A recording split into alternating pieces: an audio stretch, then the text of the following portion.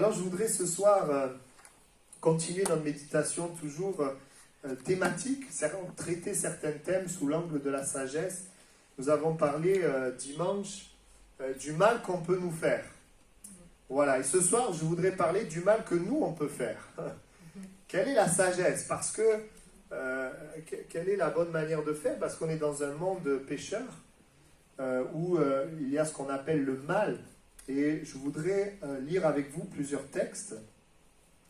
Dans 1 Jean chapitre 5, 1 Jean chapitre 5,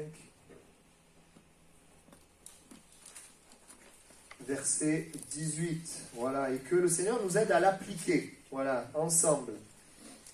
Et c'est vrai, bon, je médite sur ça, pour moi c'est vraiment vivant, ça me parle. Et je prie que ça vous parle aussi. Il n'y a rien de mieux que votre méditation personnelle, hein, je fais une parenthèse. Voilà, et quand il y a un besoin, une recherche, c'est souvent là que la parole de Dieu, eh bien, elle nous parle. Donc 1 Jean chapitre 5, verset 18.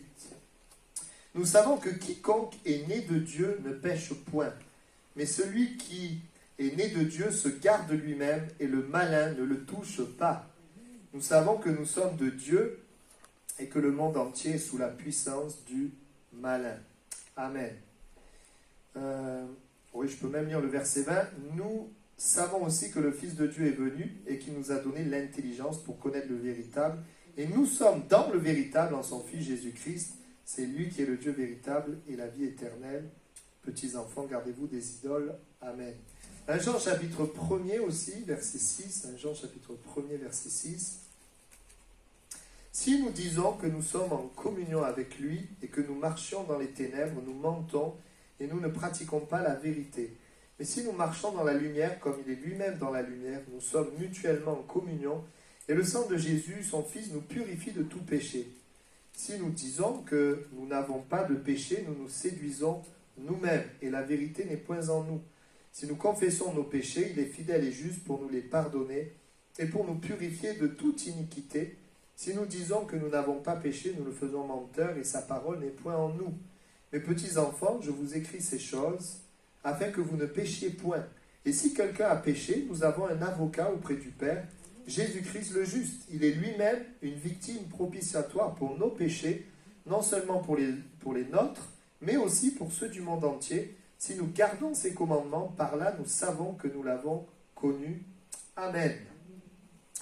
Quelle est finalement la sagesse face au mal? Juste avant de parler de cette sagesse, je voudrais définir le mal. Souvent, si on demande à n'importe qui dans la rue, c'est quoi le mal? On va vous répondre, le mal, c'est voler, tuer, mentir, c'est faire quelque chose qui n'est pas agréable, qui enfreint la liberté de l'autre. Voilà. On aurait une définition comme ça. Et c'est vrai. Hein. Maintenant, nous savons, en tant que chrétiens, que le mal, je pourrais associer le mal et péché. On est d'accord? Le mal, le péché. Le péché, littéralement, vous savez, c'est important pour nous de le savoir, ça veut dire manquer le but. Et donc, finalement, tout le mal vient du fait de manquer le but. Le mentir, voler, tricher vient en fait d'une origine qui est l'absence de Dieu. Donc, en fait, le mal, c'est l'absence de Dieu.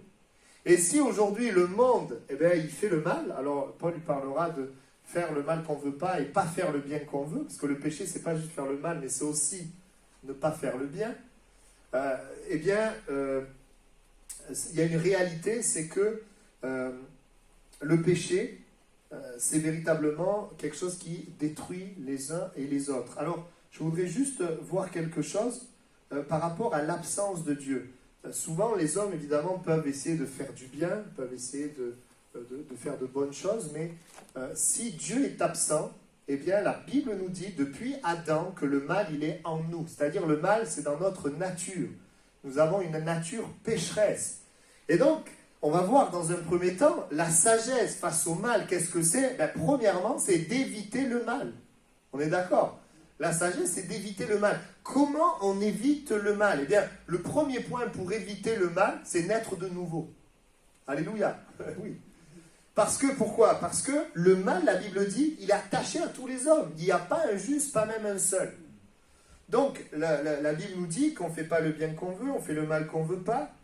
Et que ce n'est pas juste des actes, mais c'est un être intérieur. Nous sommes pécheurs. Depuis Adam, c'est une nature. pour rappeler ça, souvent on utilise l'image du pommier. Voilà, c'est parce que c'est un pommier qui fait des pommes. Si les pommes, c'est ce qu'il produit, si l'homme produit le mensonge, le vol, la destruction, c'est parce qu'il est pécheur. Si le pommier produit des pommes, c'est parce qu'il est pommier. Est-ce que vous me suivez? Donc, si on veut éviter le mal, il faut régler le problème de la nature. Et pour régler le problème de la nature, la solution de Dieu, c'est la nouvelle naissance. Alléluia. Bon, ici, je pense qu'on est tous nés de nouveau, mais peut-être ceux qui nous suivent, ce n'est pas le cas. On a besoin de naître de nouveau. Parce que même si on a une conscience, même si on a des valeurs, eh bien, cela ne suffit pas pour vaincre le mal. Bien sûr, l'homme a une certaine force. Il peut vaincre peut-être certaines choses par ses forces, mais un homme sans Dieu, à un moment donné, eh bien, la puissance du péché, elle se manifeste. C'est comme une loi, on pense souvent à la loi de la gravité qui nous pousse vers le bas. C'est une loi qui est là et qui nous amène à détruire et qui nous détruit. Donc la solution pour éviter le mal, ce n'est pas la religion, ce n'est pas la philosophie, ce n'est pas des valeurs, mais c'est naître d'en haut. C'est que Dieu nous donne un cœur nouveau. C'est que Dieu vienne habiter en nous. Naître de nouveau, naître de l'esprit, de la parole, ça veut dire que Dieu nous convainc, il vient habiter en nous. Il vient véritablement régénérer notre esprit et son Saint-Esprit vient habiter dans notre esprit. Et j'aime bien dire aux gens qui sont autour de moi, particulièrement aux personnes religieuses, que je ne vis pas ma vie tout seul face au péché, j'ai quelqu'un en moi qui me permet de vaincre le péché. Et ça, c'est la nouvelle naissance, et c'est puissant. C'est un des aspects de la croix. À la croix du calvaire, nous sommes morts avec lui, et il fait de nous des nouvelles créations. Ça va? Amen. Donc ça, c'est le premier point qui est important, la nouvelle nature. On a une nouvelle nature, donc pour éviter de faire le mal, éviter le péché. On a besoin de revêtir cette nouvelle nature, que notre esprit soit régénéré. Et cela, ça se fait quand je crois en Jésus-Christ, quand j'accepte Jésus-Christ dans ma vie comme Seigneur et Sauveur, quand je crois dans ce qu'il a accompli à la croix, puisque ça c'est très important, à la croix du calvaire, Jésus a vaincu le péché. C'est le seul qui a vécu une vie sans péché et qui est mort, qui a porté nos péchés pour que nous soyons pardonnés et délivrés de nos péchés. Et c'est ce que nous dit la Bible. 1 Jean 5, 18 nous dit « Celui qui est né de Dieu ne pêche pas. » Amen. Donc elle nous dit, voilà, pour éviter de pécher, la sagesse c'est d'éviter le péché, il faut être né de Dieu.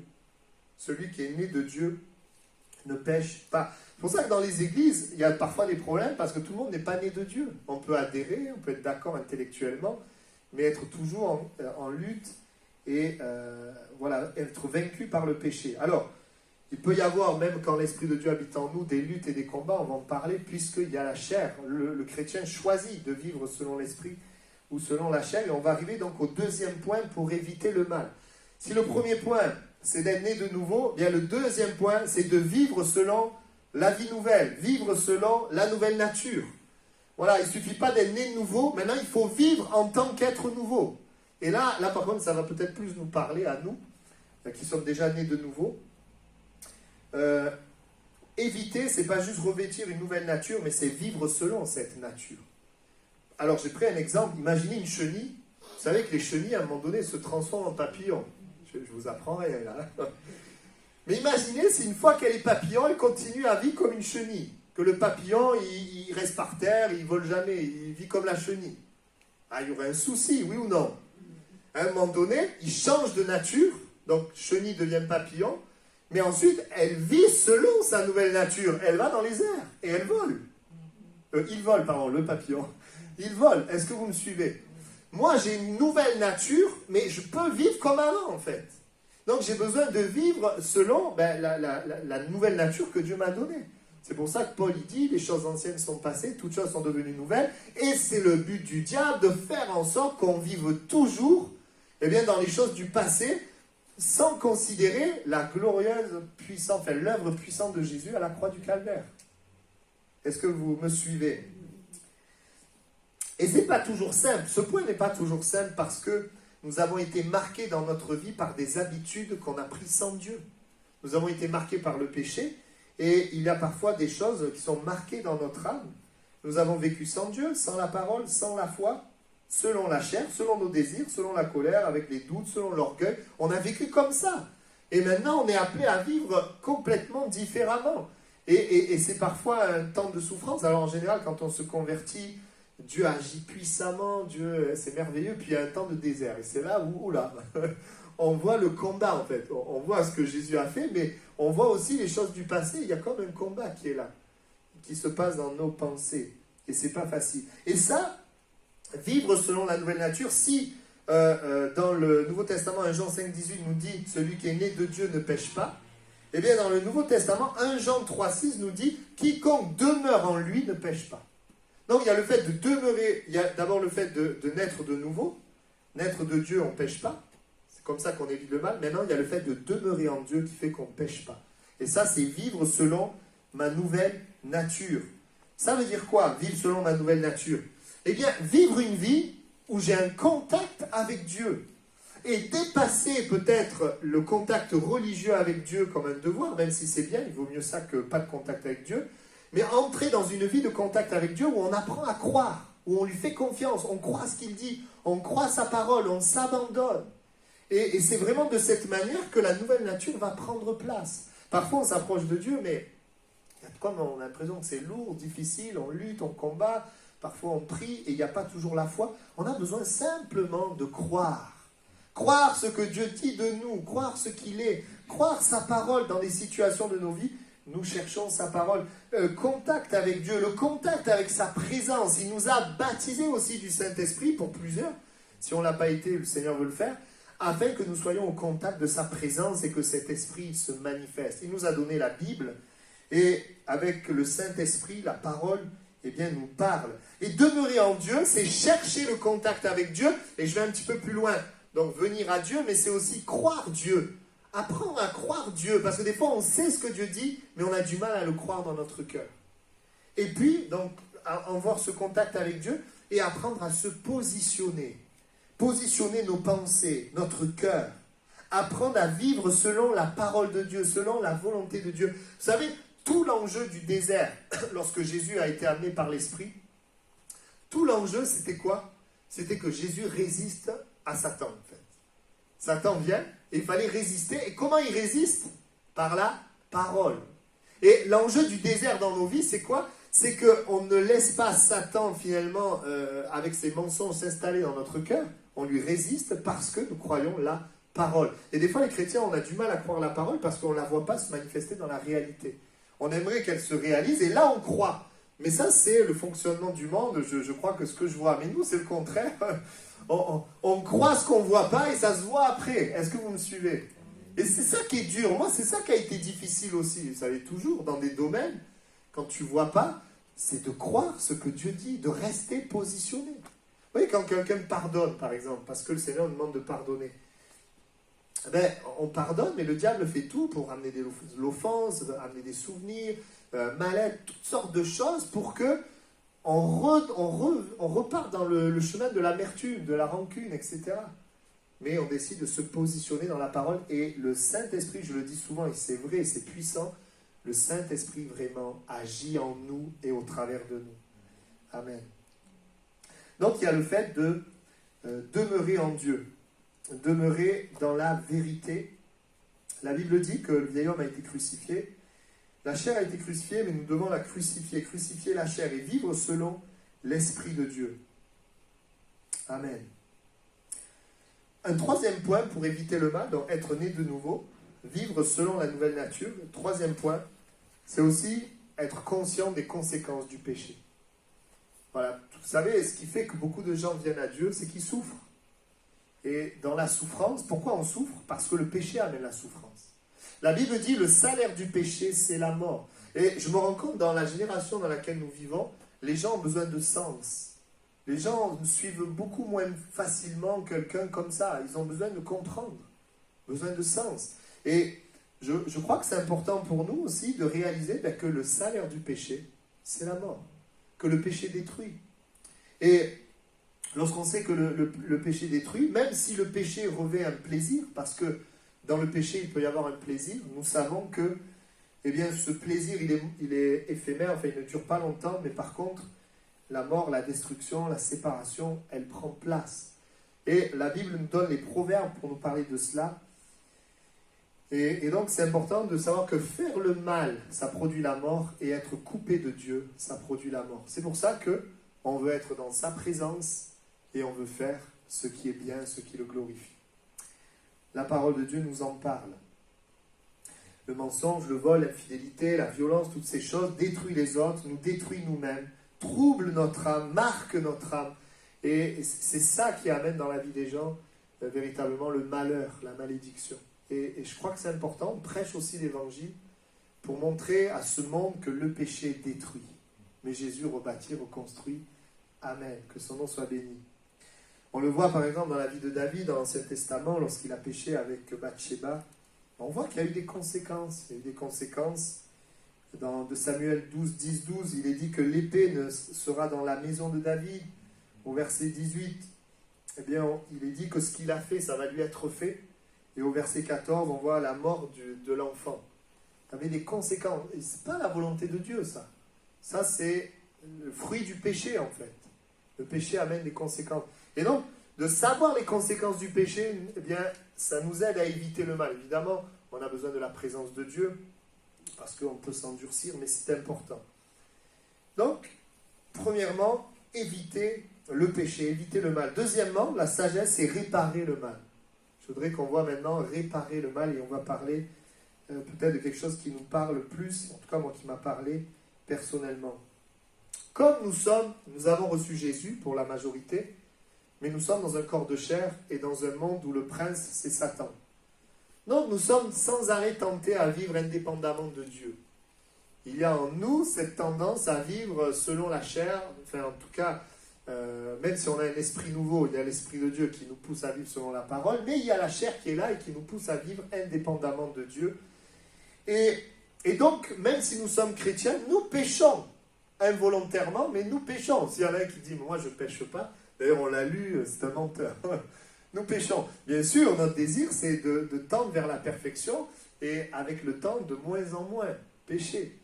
Mais à cause de la chair, eh bien, nous péchons. Donc, il faut que nous voyons, quand nous péchons, quelle est la sagesse? Eh bien, on va voir que c'est réparer le mal. Quand nous avons commis le mal. Réparer le mal. Comment on répare le mal? Je vais parler de 3 étapes. Première étape, c'est reconnaître le mal. Nous devons reconnaître, et là je parle du mal que nous on peut faire, à Dieu ou aux hommes. Reconnaître le mal. Vous savez, quand on fait le mal, notre plus grand ennemi, c'est l'orgueil. L'orgueil te dira, c'est pas de ta faute, c'est la faute de l'autre. Parce que c'est vrai que des fois, quand on fait le mal, ça peut être une réponse au mal qu'on nous a fait. Mais le mal qu'on nous a fait ne sera jamais une excuse pour que nous fassions du mal aussi. Et donc, notre plus grand ennemi, c'est l'orgueil. L'orgueil nous amène à cacher, à masquer, à ne pas reconnaître. La Bible dit, Proverbe 16, 18, l'orgueil précède la chute, et Proverbe 8, 13, l'arrogance et l'orgueil sont la voie du mal. Voyez? Nous, on veut éviter le mal et réparer le mal. Mais sachez que l'arrogance et l'orgueil sont la voie du mal. L'orgueil, eh bien, il ne veut pas reconnaître, il a une forte estime de lui-même et il ne reconnaît pas. Mais l'humilité nous amène à reconnaître le problème de notre côté. Et c'est vrai que je crois qu'il y a aussi une action de Dieu, du Saint-Esprit dans nos vies pour nous éclairer. Et ça, c'est important. Dieu va nous aider à reconnaître par son esprit. Mais il y a toujours il y a la chair, l'orgueil qui veut se manifester. Mais est-ce que nous savons, dans des problèmes où nous péchons, reconnaître la voix de l'esprit qui nous amène à reconnaître qu'on a fait le mal? Il y a cette voix qui dit « Oh non, tu ne vas pas t'humilier, te rabaisser, etc. » Mais il y a la voix de l'esprit qui nous amène à reconnaître. Et si on prend l'exemple de David, vous savez que David, il a reconnu. Au début, il n'a pas reconnu pendant longtemps. Et à un moment donné, le prophète Nathan est venu vers lui. Et puis il va lui donner une petite histoire avec quelqu'un riche qui a pris la brebis d'un pauvre. Et David dit, mais il faut que cet homme meure. Et Nathan dit, tuez cet homme-là. Et ça lui a fait un choc. Mais à un moment donné, dans le psaume 51, on voit que David va reconnaître. Je reconnais mes transgressions. C'est ce qui est dit. Et ça, c'est la sagesse, frères et sœurs, quand nous péchons. La sagesse, c'est que nous reconnaissons nos transgressions. Oui, on reconnaît aussi la transgression des autres. On en a parlé. Les autres qui nous font du mal, c'est aussi une réalité. Mais n'oubliez jamais, nous sommes responsables de nous-mêmes. Et Reconnaître ses transgressions, c'est la voie de la sagesse. Reconnaître le mal. Reconnaître le problème qui est de mon côté. Et David dira, j'ai péché contre toi. Alors, j'ai péché et tu seras juste dans ta sentence. Et vous voyez, reconnaître le mal, c'est aussi reconnaître que nous péchons contre Dieu. Même si nous faisons quelque chose à notre voisin, c'est pas juste à notre voisin, c'est contre Dieu. Parce qu'en fait, quand David il a péché, il allait avec une femme, il a tué son mari, il a péché donc contre des hommes, mais il a péché contre Dieu. Et ça c'est le travail du Saint-Esprit de nous amener à reconnaître. C'est la première étape. La deuxième étape, une fois que je reconnais le mal, ça c'est la sagesse. Et vous savez, je crois que plus on avance avec Dieu, plus l'Esprit de Dieu nous amène à reconnaître le mal dans des choses peut-être, comment je pourrais dire, qui semblent moins évidentes qu'avant. Vous savez, le Seigneur, il nous sanctifie. Il y a des choses peut-être qu'on aurait fait il y a des années en arrière, ça ne nous aurait pas dérangé, mais alors que nous avançons dans la connaissance de Dieu, bien, le Saint-Esprit nous rend de plus en plus semblables à l'image de Jésus. Et donc, il y a des choses que nous réalisons. Par exemple, si avant la moquerie, je me moquais comme ça, ça ne faisait rien. Maintenant, une seule moquerie, le Saint-Esprit m'amène bien à reconnaître, à demander pardon. Ça, c'est le travail de sanctification que le Saint-Esprit fait en nous au travers de la parole. Et nous devons avoir cette sagesse pour réparer le mal, reconnaître le mal, et deuxièmement, demander et recevoir le pardon de Dieu. Voilà, ça c'est le deuxième point. Demander et recevoir le pardon de Dieu pour le mal que nous avons commis.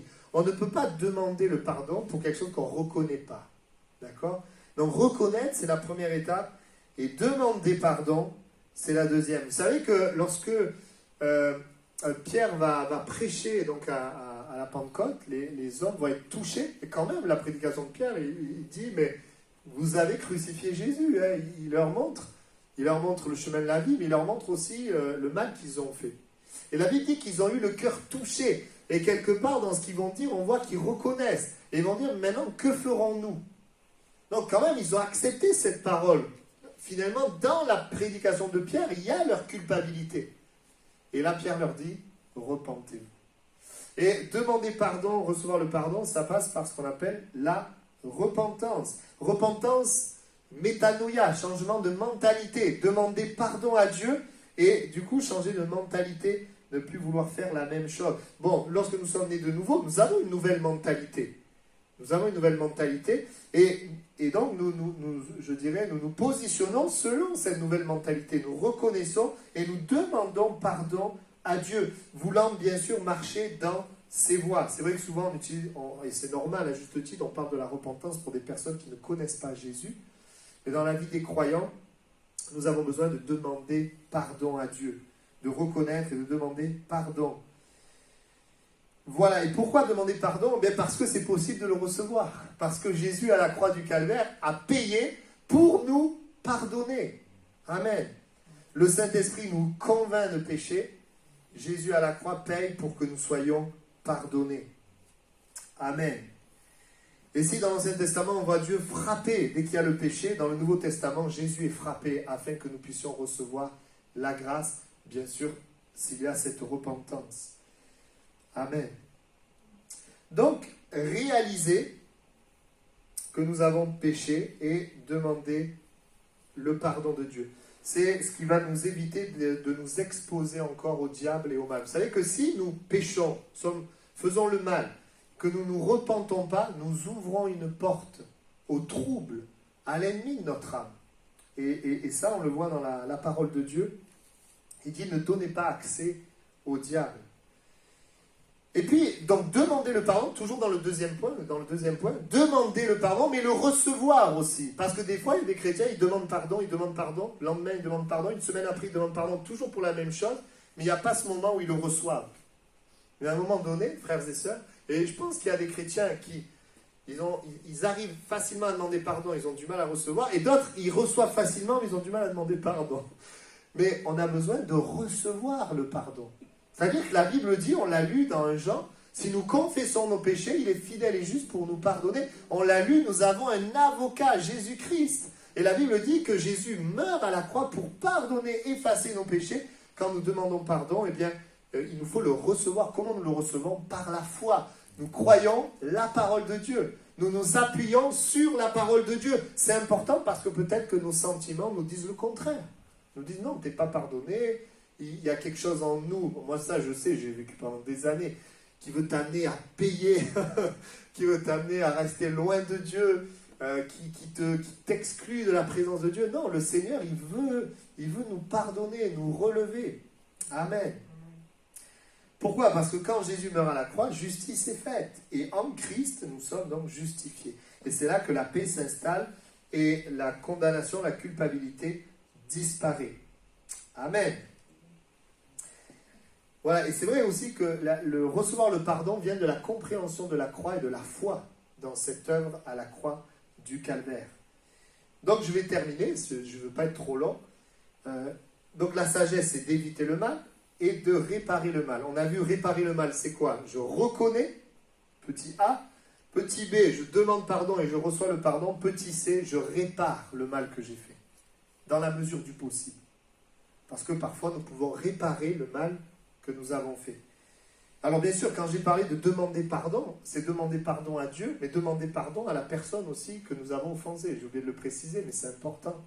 Je demande pardon aussi à la personne, en réalisant ce que j'ai pu faire. Et donc, troisième point, je vais réparer le mal.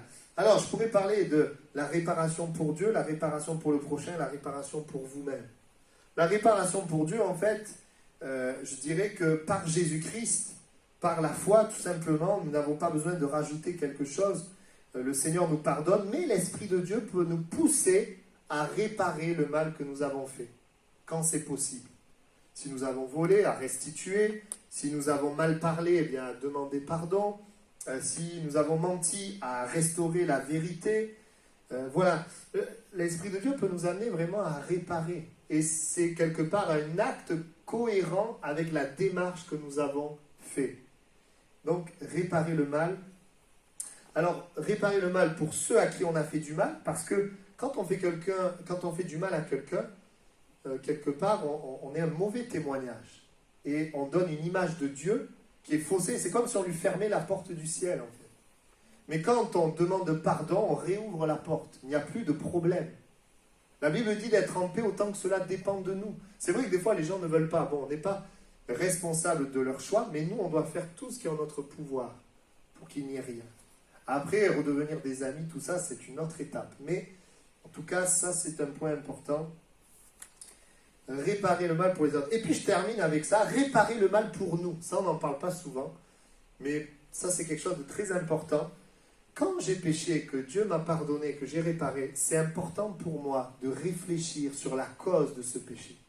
C'est important pour moi de m'arrêter et de savoir pourquoi je suis tombé, pourquoi j'ai fait cela. Je me suis mis en colère, ou j'ai dit des paroles, ou j'ai menti.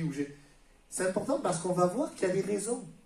Et que si je n'identifie pas la raison, dans quelques temps, je vais refaire la même chose. Par exemple, je donne des exemples. Alors évidemment, les raisons pour pécher, ça peut être que je ne suis pas né de nouveau. Donc là, si je ne suis pas né de nouveau, je vais pécher, le problème de la nature. Mais pour nous, peut-être qui sommes déjà nés de nouveau, bien, ça peut être le fait d'être séparé de Dieu, ou le fait de ne plus être en contact avec Dieu, mais qui va amener toutes sortes de pensées, de raisonnements. Ça peut être aussi le fait d'avoir peur. La peur peut me pousser à mentir. La peur peut me pousser à m'énerver. Une peur qui est là, un manque de confiance, et j'ai besoin à ce moment-là de faire confiance à Dieu dans ce domaine en particulier. Ça peut être aussi une tentation qui est là et qui m'a amené à pécher, donc une tentation, et le Seigneur peut m'amener justement à prendre des dispositions par rapport à cette tentation, ne pas me mettre dans une situation où c'est très compliqué, mais de peut-être couper. Ça peut être une émotion qui m'a amené aussi à faire du mal, et alors j'ai besoin peut-être de la relation avec le Saint-Esprit, le fruit de l'Esprit, qui est l'amour, la paix, la joie, etc. Ça peut être aussi le fait d'avoir laissé des mensonges sur mon identité, laisser des fausses pensées m'amènent à faire des choses mais qui ne correspondent pas à Dieu. Et on voit que souvent, le mal va venir d'un problème d'identité. En Christ, nous sommes des êtres nouveaux, mais nous avons besoin de le croire. La peur, l'amertume, les doutes, tout ça, ça peut nous amener à pécher. Donc on a besoin, avec la grâce de Dieu, eh bien, lorsque nous faisons le mal, d'identifier. Et une fois que nous avons identifié, eh bien, nous demandons au Seigneur de nous aider, nous nous positionnons dans la foi. Et le Seigneur va nous aider.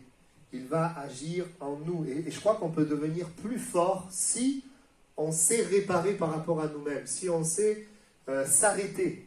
C'est des choses, moi, que je n'ai pas fait au début de ma conversion, mais à un moment donné, comme je faisais les mêmes erreurs, à un moment donné, je me suis arrêté et je me suis posé la question. La Bible dit, quand c'est compliqué, de réfléchir. Je me suis posé la question et j'ai pu identifier des choses et rentrer dans un processus de victoire. Parce que la victoire n'est pas toujours automatique. Parfois, il y a des choses qui sont là et on a besoin de la grâce de Dieu. Je termine simplement.